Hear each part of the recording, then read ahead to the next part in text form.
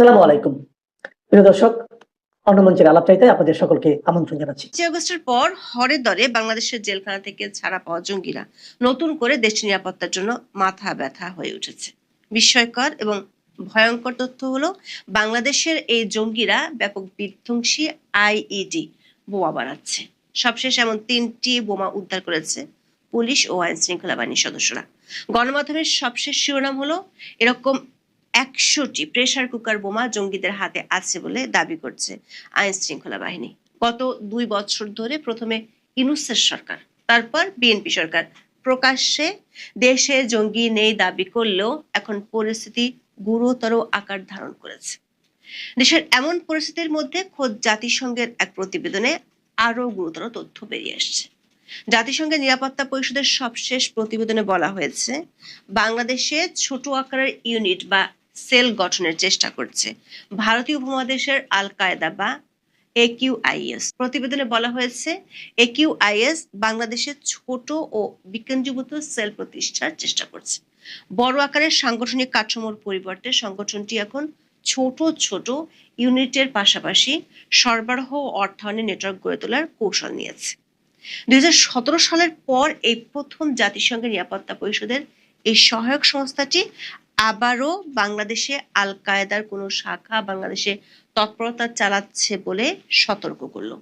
প্রশ্ন হলো, গত ২ বছর ধরে দুটি সরকারের শীর্ষ প্রতিনিধিরা যেভাবে বলে গেছেন জঙ্গিবাদ ছিল বিগত আওয়ামী লীগ সরকারের নাটক, এমনকি জঙ্গি হিসেবে গ্রেপ্তারকৃতদের রাজনৈতিক পট পরিবর্তনের পর উল্টো পুলিশ ও সেনা কর্মকর্তাদের বিরুদ্ধে দায়ের হওয়া মামলার বাদী ও সাক্ষী করেছেন, তারা এখন জাতিসংঘের নিরাপত্তা কাউন্সিলের এই প্রতিবেদনের পর কি বলবেন?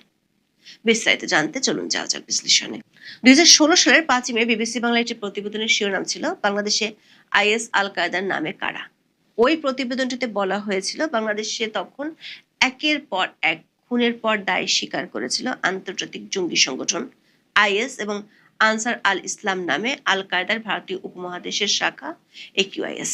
২০১৫ সালে ইতালীয় নাগরিক হত্যার পর প্রথম আইএস দায়িত্ব স্বীকার করেছিল।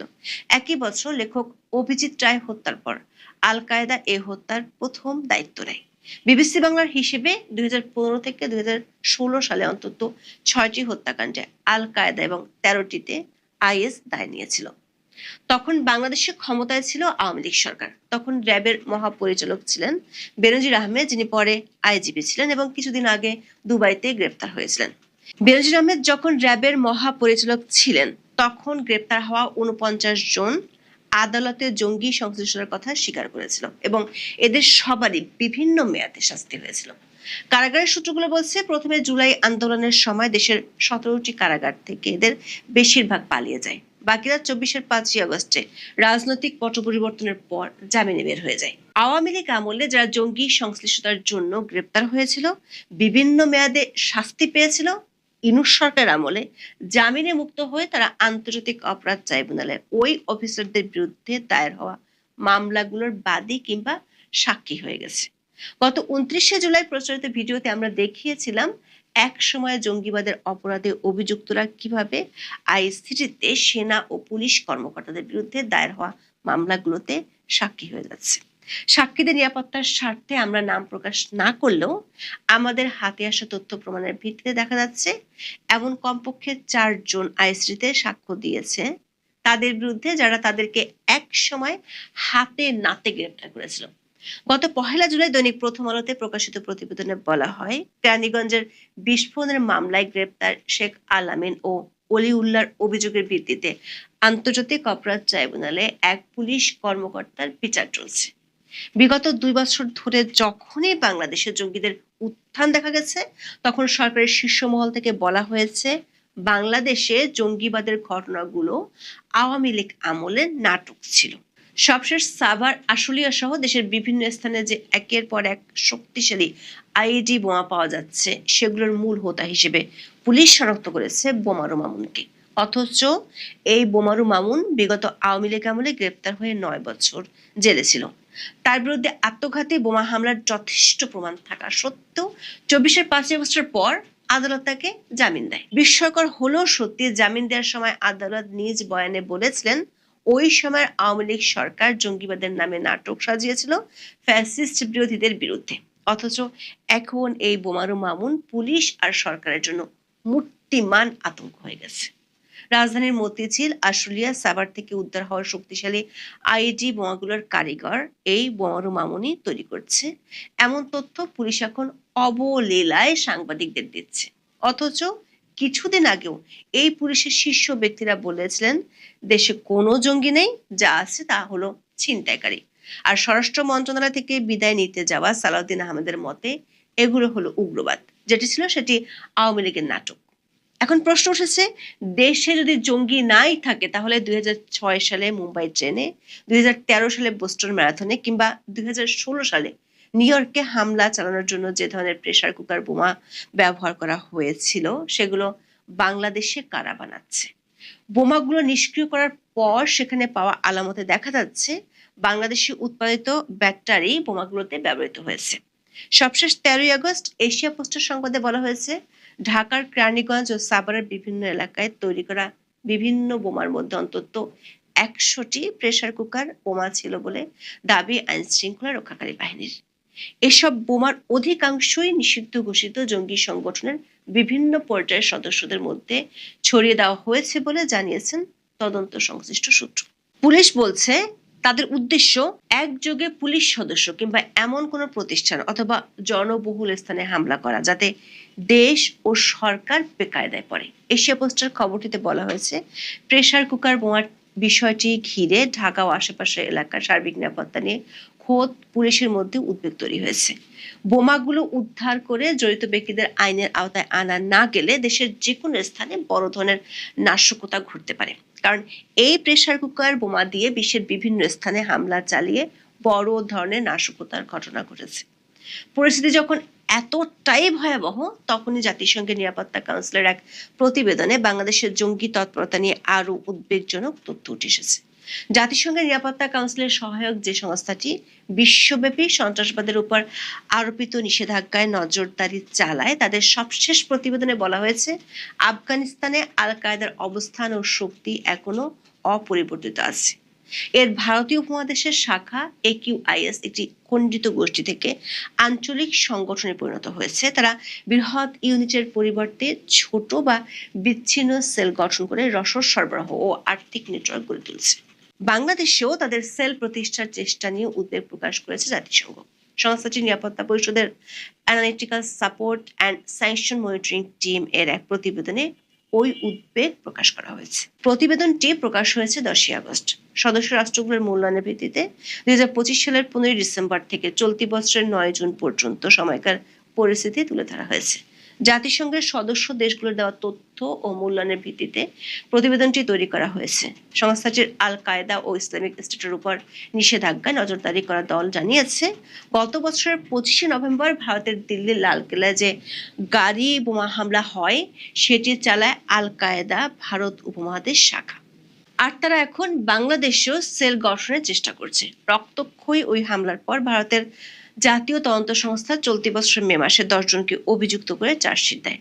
এই 10 জন আনসার গাজাত উল হিন্দ নামে একটি দলের বলে উল্লেখ করা হয়। আর এ দলটির সঙ্গে আল কায়েদা ভারত উপমহাদেশ শাখার সংশ্লিষ্টতা আছে। ভারতীয় তদন্তকারীরা জানায় ওই হামলার মূল পরিকল্পনাকারী ছিলেন ওমর উন নবী। তিনি ফরিদাবাদের আল ফালা বিশ্ববিদ্যালয় মেডিসিন বিভাগের সহকারী প্রফেসর হিসেবে কাজ করেছেন। ওমর উন নবী এই বোমা হামলায় নিহত হন। ভয়াবহ ওই হামলায় সেদিন 11 জনের মৃত্যু হয়, অসংখ্য মানুষ আহত হন এবং সম্পদের ক্ষতি হয়। এখন এই হামলার জন্য জাতিসংঘের নিরাপত্তা পরিষদের সহায়ক সংস্থা জানালো ওই হামলায় জড়িত ছিল আল কায়েদা ভারত উপমহাদেশ শাখা। নিরাপত্তা কাউন্সিলের সহায়ক সংস্থার এই প্রতিবেদনে আরো বলা হয়েছে আল কায়েদা ভারত উপমহাদেশ একটি বিক্ষিপ্ত গ্রুপ থেকে এখন একটি আঞ্চলিক সন্ত্রাসী গোষ্ঠীতে রূপ নিচ্ছে। এর জন্য তারা বিভিন্ন জায়গায় লজিস্টিক এবং অর্থনৈতিক নেটওয়ার্ক গড়ে তুলছে। তারা বড় গ্রুপ হওয়ার বদলে বিকেন্দ্রীভূত ছোট দল ও বিক্ষিপ্ত হয়ে কাজ করছে বলেও প্রতিবেদনে উল্লেখ করা হয়। আর এই সন্ত্রাসী সংগঠনের নেতারা বর্তমানে আফগানিস্তানের রাজধানী কাবুলে রয়েছেন। তাদের আফগানিস্তানের জাতীয় পরিচয়পত্র দেওয়া হয়েছে যা নির্দেশ করছে আল কায়েদা ভারত উপমহাদেশ শাখার সঙ্গে তালেবানের সম্পর্ক রয়েছে। এছাড়া তারা পাকিস্তানের ইত্তেহাদ উল মুজাহিদিন পাকিস্তান নামে একটি সন্ত্রাসী দলের শক্তি বাড়াতে কাজ করছে, যারা গত 9 মে পাকিস্তানের খাইবার পাখতুনখাওয়ায় একটি হামলা চালিয়ে 21 জনকে হত্যা করে। নিরাপত্তা পরিষদের সহায়ক সংস্থার এই প্রতিবেদনে আরো বলা হয়েছে, আল কায়দা ভারত উপমহাদেশ শাখা এবং ইসলামিক স্টেট এখন রাসায়নিক এবং জৈব অস্ত্র তৈরির দিকে মনোযোগ দিয়েছে। এর মধ্যে ভারত এক চিকিৎসক সহ 3 জনকে গ্রেপ্তার করেছিল, যারা রিজিন নামক একটি বিষ তৈরির চেষ্টা করছিল।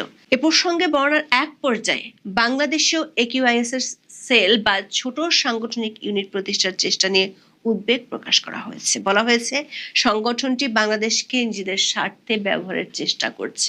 বিশ্লেষকেরা মনে করেন, জাতিসংঘের নিরাপত্তা পরিষদের সহায়ক সংস্থার এই প্রতিবেদন কেবল দক্ষিণ এশিয়ার একটি সাধারণ রেফারেন্স নয়, বরং বাংলাদেশকে বিশেষভাবে এমন একটি দেশ হিসেবে চিহ্নিত করা হয়েছে যেখানে একিউআইএস সন্ত্রাসী সেল প্রতিষ্ঠার জন্য কাজে লাগানোর চেষ্টা করতে পারে। বিশ্লেষকেরা মনে করেন, জাতিসংঘের নিরাপত্তা পরিষদের সহায়ক সংস্থার এই প্রতিবেদন কেবল দক্ষিণ এশিয়ার একটি সাধারণ রেফারেন্স নয়, বরং বাংলাদেশকে বিশেষভাবে এমন একটি দেশ হিসেবে চিহ্নিত করা হয়েছে যেখানে একিউআইএস সন্ত্রাসী সেল প্রতিষ্ঠার জন্য কাজে লাগানোর চেষ্টা করতে পারে।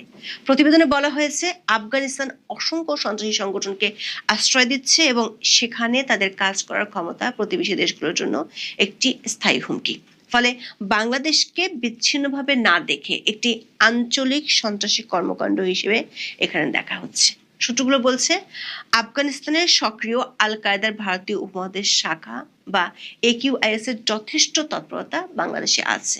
এই তথ্য প্রথম দেওয়া হয়েছিল 2017 সালে। ওই বছরের 23 ফেব্রুয়ারি দৈনিক প্রথম আলোতে প্রকাশিত একটি প্রতিবেদনে বলা হয়েছিল, আফগানিস্তানের ন্যাটো বাহিনীর প্রধান জেনারেল জন ডব্লিউ নিকোলসন তখন সরাসরি এই তথ্য জানিয়েছিলেন। তিনি সরাসরি অভিযোগ করেছিলেন, একিউআইএস এর সাথে বাংলাদেশের অনুসারীদের সরাসরি যোগাযোগ আছে। একিউআইএস এর আঞ্চলিক তৎপরতা নিয়ে এক প্রশ্নের জবাবে তখন জেনারেল নিকোলসন বলেন, বাংলাদেশের অস্থিতিশীলতা নিয়ে তারা উদ্বিগ্ন, কারণ বাংলাদেশে একিউআইএস এর প্রচুর তৎপরতার প্রমাণ তারা পেয়েছেন। এখন এ পর্যন্ত ব্রিক্স নয়, ব্রিক্সের আগেই ভারত যেতে চাইছেন তারেক রহমান। কেন ব্রিক্সের সম্মেলনে যোগ না দিয়ে আগে যেতে চাইছেন? অবশেষে রাষ্ট্রপতি পদে বিএনপির মনোনয়ন পেলেন মির্জা ফখরুল আলমগীর। যদিও একদম শেষ মুহূর্ত পর্যন্ত এই পদে আরো বেশ কয়েকটি নাম শোনা যাচ্ছিল। এর পাশাপাশি বাংলাদেশে হঠাৎ করেই জঙ্গিদের বোমা উদ্ধার, গ্রেপ্তার, বেশ কিছু তৎপরতা লক্ষ্য করা যাচ্ছে। এর পেছনের কারণ কি? আজকে মূলত এই বিষয়গুলো নিয়ে কথা বলবো, শেষ পর্যন্ত সাথে থাকবেন। শুরুতেই রাষ্ট্রপতি পদে মনোনয়ন নিয়ে কথা বলি। 28 জুলাই আমরা কিন্তু রূপান্তরের সত্যের পক্ষ থেকে প্রথম বলেছিলাম যে বিএনপির মনোনীত প্রার্থী হতে যাচ্ছেন মির্জা ফখরুল আলমগীর। কারণ আমাদের কাছে খবর ছিল যে বিএনপির হাইকমান্ড থেকে মির্জা ফখরুল আলমগীরকে তখনই গ্রিন সিগন্যাল দেওয়া হয়েছিল, তার হেলথ চেক আপ করানো হয়েছিল, তার বাড়িতে পুলিশ প্রোটেকশন বাড়ানো হয়েছিল।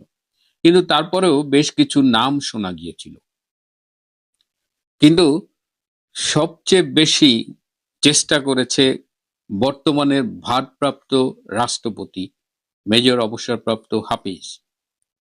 যদিও জামাতে ইসলাম একজন প্রার্থী দিয়েছেন কর্নেল অলি আহমেদ, কিন্তু জামাতে ইসলাম চেয়েছিল মেজর হাফিজ যেন রাষ্ট্রপতি হয়, এবং সেক্ষেত্রে মেজর হাফিজকে দিয়ে জামাতে ইসলামের কিছু লং টার্ম প্ল্যান ছিল, কিন্তু তাদের সেই পরিকল্পনাটি ভেস্তে গেছে।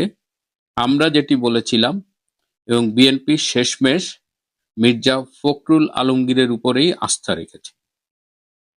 একজন রাজনৈতিক ব্যক্তির, বিশেষ করে বিএনপির দৃষ্টিকোণ থেকে মির্জা ফখরুলের যে অবদান, সেই ক্ষেত্রে এই পদের জন্য তিনি অন্যতম দাবিদার ছিলেন এবং বিএনপি সেই সিদ্ধান্তটি গ্রহণ করেছেন। এটি কিন্তু রাজনৈতিক দল হিসেবে তাদের একটি ভালো সিদ্ধান্ত।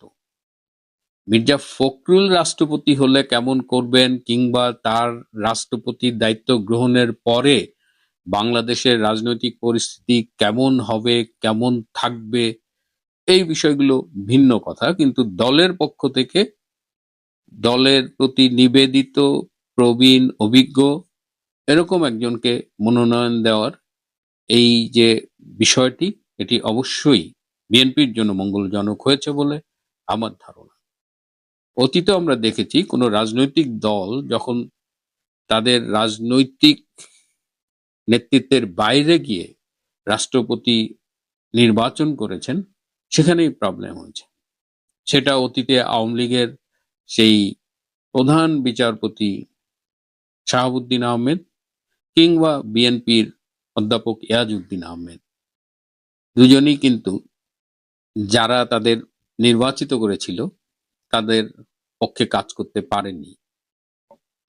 অধ্যাপক ইয়াজউদ্দিন আহমেদের পারফরমেন্স ছিল খুবই পুয়ার, ওয়ারাজ আব্দুর রহমান বিশ্বাস বলেন কিংবা জিল্লুর রহমান বলেন, তাদের পারফরমেন্সটা ছিল অন্যরকম। তো সেই দৃষ্টিতে মির্জা ফখরুল আলমগীরের মনোনয়নটা বিএনপি পন্থী কিংবা এর বাইরেও দেখলাম অনেকেই সমর্থন করছেন।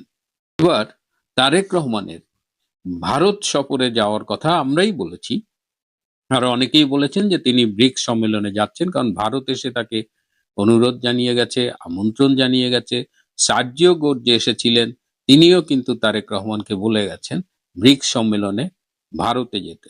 এবং ব্রিক্স সম্মেলনে গেলে যেটা হতো যে সাইড লাইনে বিশ্বের অনেকগুলো দেশের সরকার প্রধানের সাথে তার দেখা হবার সম্ভাবনা তৈরি হতো, নরেন্দ্র মোদীর সাথে হয়তো তার কথা হতো। কিন্তু এই তারেক রহমানের সমর্থক যে মিডিয়ার কিছু লোক আছে বা এর বাইরেও যে পাকিস্তানপন্থী যে ধারাটা আছে, তারা চাইছিল না যে তারেক রহমান ভারতে যাক, বিশেষ করে ব্রিক্সের সম্মেলনে যাক। তো এই অবস্থায় বাংলাদেশ সরকারের পক্ষ থেকে ভারতকে একটি প্রস্তাব দেওয়া হয়েছে যে ব্রিক্স সম্মেলনের আগেই তারেক রহমান ভারত সফরে যেতে চান। এটি একটি, যেহেতু আমি আগেই বলেছি যে নরেন্দ্র মোদীর একটা ইনভাইটেশন কিন্তু তারেক রহমানের কাছে ছিল, যেটা ভারতের পররাষ্ট্রমন্ত্রী দিয়ে গিয়েছিলেন, সেই ডক্টর জয়শঙ্করের মাধ্যমে যে নিমন্ত্রণ পত্রটি তিনি পেয়েছিলেন মোদীর পক্ষ থেকে, সেই আমন্ত্রণটাকেই এখন বাংলাদেশ সরকার মনে করেন যে এখনই যাওয়ার সময়। বাংলাদেশের পক্ষ থেকে 3টা ডেট দেওয়া হয়েছে, 26শে আগস্ট থেকে 28শে আগস্ট, 31শে আগস্ট থেকে 1 সেপ্টেম্বর, অথবা 6 সেপ্টেম্বর থেকে 8 সেপ্টেম্বর। এর যে কোনো একটা স্লটে তারেক রহমান ভারতে সরকারি সফরে যেতে চান। এখন দিল্লি থেকে জানানো হবে যে কোন ডেটটা তাদের জন্য সুইটেবল, অথবা যেহেতু ব্রিক্স সম্মেলন সামনে, এই 3টির একটির মধ্যেও তারেক রহমান যেতে পারেন, অথবা দিল্লির পক্ষ থেকে নতুন কোনো তারিখ প্রস্তাব করা হতে পারে। যাই হোক, মোদ্দা কথা হলো তারেক রহমান ভারতে যাচ্ছেন, সেটা ব্রিক্স সম্মেলনে হোক, ব্রিক্সের আগে হোক বা পরে হোক। কেন যাচ্ছেন? এত ভারত বিরোধিতা, তার চারিপাশে সব ভারত বিরোধী লোকজন ঢাকা না দিল্লি স্লোগানে সারাক্ষণ তারা মাতিয়ে রাখেন, সেই তারেক রহমান কেন ভারতে যাচ্ছেন? আমরা দেখেছি, আমি এখানে অনেকবারই বলেছি, সার্জিও গোর এসে কি বলে গেছেন, দীনেশ ত্রিবেদী কি বলেছেন, রয়ের প্রধান তার দলবল নিয়ে এসেছিলেন, তারা কি বলেছেন, এবং সবকিছু কিন্তু সেই ঘুরে ফিরে বাংলাদেশে একটি inclusive Democratic political environment, Awami লীগের কার্যক্রমের উপর থেকে নিষেধাজ্ঞা তুলে নেওয়া, জঙ্গি সন্ত্রাসীদের নিয়ন্ত্রণ করা, এবং পরিস্থিতি যেদিকে যাচ্ছে তাতে হয়তো বাংলাদেশ একটি মধ্যবর্তী নির্বাচনের দিকেই যাচ্ছে। তো এটা নিয়ে তারেক রহমান প্রধানমন্ত্রীর দায়িত্ব নেবার পরে কিন্তু বেশ গড়িমসি করছিলেন, কিন্তু এখন পরিস্থিতি এমন দাঁড়িয়েছে যে গড়িমসি করার সুযোগ নেই, হয় করো নইলে পরিণতি ভোগ করো। তারেক রহমান ভারতে গেলে তাকে এই বিষয়গুলো নিয়েই কথা বলা হবে। এবং একটা জিনিস খেয়াল করেছেন যে শেখ হাসিনার সরকার, তার যে পররাষ্ট্রনীতি ছিল, বঙ্গবন্ধুর পররাষ্ট্রনীতি, যে সবার প্রতি বন্ধুত্ব, কারো প্রতি শত্রুতা নয়। এবং যে কারণে দেখা গেছে বাংলাদেশে কিন্তু ভারতীয় বিনিয়োগ আছে, যেমন রাশিয়ান বিনিয়োগ আছে, চায়নার বিনিয়োগ তো অনেক ছিল। আমেরিকাও কিন্তু বাংলাদেশে প্রচুর ব্যবসা করেছে শেখ হাসিনার আমলে। আমেরিকার সাথে সম্পর্কের যতই টানাপোড়েন শেষ দিকে দেখা যাক, আমেরিকার কিন্তু প্রচুর ব্যবসা বাংলাদেশে ছিল। কিন্তু এখন সেই পরিস্থিতিটা নেই। একটা ফরেন ইনভেস্টমেন্ট আসার জন্য যে পলিটিক্যাল স্ট্যাবিলিটিটা দরকার, সেটা বাংলাদেশে এখন নেই। ন্যাচারালি ফরেন ইনভেস্টমেন্ট তেমন উল্লেখযোগ্য হারে আসছে না। এদিকে খলিল সাহেব পররাষ্ট্রমন্ত্রী হয়ে তিনি, সবাই জানেন যে তিনি আমেরিকার পেইড এজেন্ট বলা যায়, যে আমেরিকার এজেন্ট হিসেবে তিনি কাজ করেন। তিনি আমেরিকার সাথে বাণিজ্য চুক্তি করেন, আবার তিনি চায়নায় যে চায়নাকে সবকিছু দিয়ে আসেন, আবার তিনি ভারতে ট্রানজিটে বৈঠক করে ভারতকেও সবকিছু দিয়ে আসেন। অর্থাৎ ডক্টর খলিলুর রহমান পররাষ্ট্রমন্ত্রী হিসেবে এমন গুবলেট পাকিয়েছে যে পুরা তারেক রহমানের সরকারকে কিন্তু খুব বিব্রতকর অবস্থায় ফেলে দিয়েছে। তার উপরে আমেরিকাও ক্ষুব্ধ, চায়নাও ক্ষুব্ধ, ভারত তো বিশ্বাসই করে না। তো এইরকম একটা অবস্থায় তারেক রহমান ভারত যাবেন এবং ভারত থেকে তাকে যা বলা হবে সেটা তো আমরা ইতিমধ্যে আলাপ করেছি। এবং তাকে ফিরে এসে এই আওয়ামী লীগের উপরে নিষেধাজ্ঞা তুলতে হবে, এই আইসিটির বিচারের নামে প্রহসন বন্ধ করতে হবে, শেখ হাসিনার ফেরার পথ এবং ফেরার পরে নিরাপত্তা এইগুলো নিশ্চিত করতে হবে, এবং বাংলাদেশে সবাই মিলে রাজনীতিটা করতে হবে। এবং এই যে এসেছিল, বলেছি 161 পৃষ্ঠার একটা রিপোর্ট দিয়ে গেছিল, কোথায় কোথায় জঙ্গিরা আস্তানা গেড়েছে এসব বলেছিল, এবং 16ই আগস্ট পর্যন্ত সময় দিয়েছিল বোধ আমেরিকা এবং ভারতের পক্ষ থেকে, যে এর মধ্যে যদি ব্যবস্থা না নেওয়া হয় তাহলে তারা ব্যবস্থা নেবে। সুতরাং আপনারা খেয়াল করেছেন যে বাংলাদেশে কিন্তু এখন কিছু সরকারি পদক্ষেপ দৃশ্যমান হয়ে উঠছে। বিভিন্ন জায়গায় জঙ্গিদের আস্তানা চিহ্নিত হচ্ছে এবং বিভিন্ন বোমা উদ্ধার হচ্ছে, এই যে প্রেসার কুকার বোমা, পাইপ বোমা, আরো নানা রকমের বোমা। ইনুস তো জঙ্গিদের ছেড়ে দিয়েছিল জেল থেকে। এই যে জেএমবির মামুন, বিশিষ্ট জঙ্গি বোমাবাজ, এই মামুন কিন্তু এখন মুক্ত, সে এইসব বোমা টোমা বানানোর অন্যতম কারিগর। তো এখন হঠাৎ খেয়াল করেছেন যে এরা গ্রেপ্তার হচ্ছে, এবং একজনকে গ্রেপ্তার করেছে বাংলাদেশ সরকার স্বীকার করেছে, আরো 7 জন সন্দেহভাজন জঙ্গি সন্ত্রাসী তাদের গ্রেপ্তার করা হয়েছে, কিন্তু মিডিয়ায় আসেনি, বাংলাদেশ সরকারের কেউ বলেনি। এই 7 জনকে বিশেষ বিমান পাঠিয়ে ভারত তাদের দেশে নিয়ে গেছে। অর্থাৎ এই 7 জন সন্দেহভাজন জঙ্গিকে বিশেষ বিমানে ভারতে নিয়ে যাওয়া হয়েছে। ভারতই তাদের জিজ্ঞাসাবাদ করবে বা যা করার করবে।